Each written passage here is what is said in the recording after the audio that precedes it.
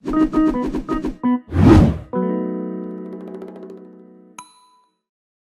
guys, it's Protendo, and Kirby and the Forgotten Land is so good. It's just so good, you guys. 2 years ago, HAL Labs said they wanted their next Kirby title to be called the pinnacle of the series, and seeing how widely adored this game is, it seems like they succeeded in what they were going for. I mean, I might be more of a Planet Robobot guy myself, but still. Kirby and the Forgotten Land is truly an incredible game, easily one of my favorite exclusives on the Switch. And like many franchises on Nintendo's hybrid money printer, Kirby's latest adventure marked a massive leap into the unknown for the series. After 30 years of history, the pink puffball has finally found himself in a fully three-dimensional mainline game. And instead of discussing all the ways that this game is incredible in general, as many others have done, we're instead going to take a look at how amazing Forgotten Land is as a transition from 2D Kirby to 3D Kirby, which is also something many others have done. Look, I've been busy, okay? A jump to 3D is possibly the most difficult jump a gaming franchise can make. There are so many factors that have to be considered while literally adding a whole new dimension to your game. How does this 2D concept work in a 3D space? How much new stuff should be thrown on top of the dimensional shift? If we change too much, does the series become unrecognizable? These are all things that need to be intensely pondered during such a pivotal transformation. And that intense questioning has led to some of the most legendary 3D games ever made. For simplicity's sake, let's look at Super Mario 64. Despite being released a quarter century ago, it's still considered to be one of the greatest games of all time. It took the core of Mario and brought it to unfathomable heights that have cemented it as one of the most influential works of art in the medium. The transition to 3D is truly monumental, a step into uncharted waters for a franchise that's equally scary and exciting. And that brings us to Kirby. Kirby is a little late to the party by a couple decades or so, but his absence in 3D gaming up until now also gave him the advantage of skipping the growing pains most series had to deal with by going 3D right when it was a big new thing.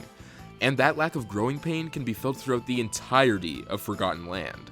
The first thing any player will notice after booting up the game is how amazing and familiar the controls are. It truly feels like Kirby's been in the third dimension for years. Kirby retains his typical abilities from his side-scrollers, running, jumping, hovering, and inhaling, and it all feels just like you'd expect it to. There's no learning curve here. If you've ever played a Kirby game, you immediately feel at home moving around in Forgotten Land, despite the game itself being vastly different from Kirby's past. That doesn't mean there's no innovation to be seen, however. Like any excellent jump to 3D, Kirby and the Forgotten Land ensures new methods that make running through the world more enjoyable than it's ever been. And that comes in the form of the dodge roll.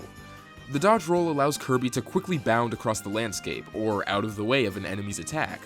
Doing the latter slows down time, allowing you to counterattack and hit the enemy hard. After playing this game for a while, I genuinely forgot that this wasn't something Kirby could always do. It's such a natural evolution of the blocking ability, and fits so fluidly into the Kirby gameplay loop that it's hard to believe it wasn't always here. Copy abilities, however, take an almost opposite approach to general movement in terms of gameplay. Instead of expanding Kirby's capabilities compared to past games, the amount of moves per ability is actually heavily reduced. And while this may sound like a negative, it was absolutely the right call. Most of the complexity from the copy abilities in Kirby's modern 2D outings come in the form of precise button inputs that wouldn't be nearly as easy to pull off in 3D. In Forgotten Land, things are streamlined to make pulling off these moves feel as good as possible with the 3D environment kept in mind. But that isn't to say that using copy abilities in this game is mindless or anything, because whether in combat or puzzles, these power-ups are consistently fun and interesting. And what an amazing group of copy abilities to have. I can't deny that initially, before the game came out, I was a little worried about the limited roster of copy abilities. I mean, there were only 12, and they didn't even have Beam. How are you not gonna have Beam? But once I actually got my hands on the game, I found I was perfectly satisfied with the amount of abilities they chose, especially considering the excellent variety in the selection. You've got your up-close and personal weapons like Sword and Hammer, element-spewing powers like Fire and Ice, distance demons like Cutter and Ranger. Every ability was picked to make the journey feel fresh and exciting at every turn. Certain abilities have been revamped entirely to make 3D movement feel insanely fun. Typically, when Kirby games offer me a selection of abilities before a boss fight, I just go with my favorite, but Forgotten Land genuinely had me stopping to think before I chose. And of course, the variety in copy abilities is only accentuated by the excellent new addition that is ability upgrading. okay, it was kind of in Squeak Squad, but whatever. Hidden throughout the game's 6 main worlds are blueprints, which can be used to upgrade your copy abilities, some up to 3 times. And this makes using the abilities all the more rich and enjoyable.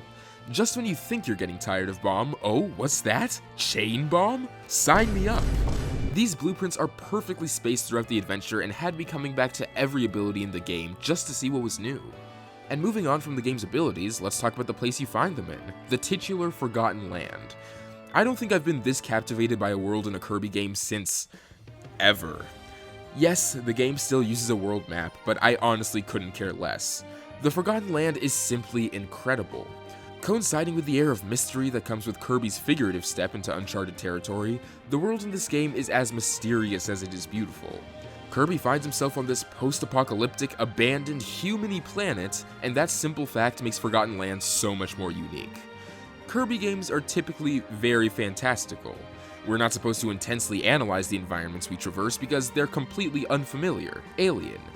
But Forgotten Land drops us into a world very similar to our own and lets us piece the story together as we traverse it, banking on familiarity to capture our attention. It's truly phenomenal game design and was the perfect decision for Kirby's first 3D adventure. Kirby and the Forgotten Land is one of the best Kirby games I've ever played and an amazing jump into the third dimension. But what excites me more than anything is the kind of future this will paint for the series.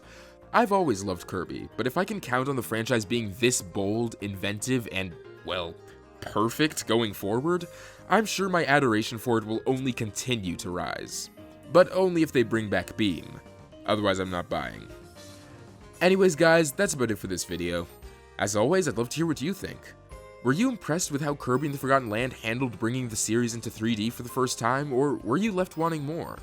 Let me know in the comments below, and be sure to stick around the channel for more Kirby content. I'll see you guys later.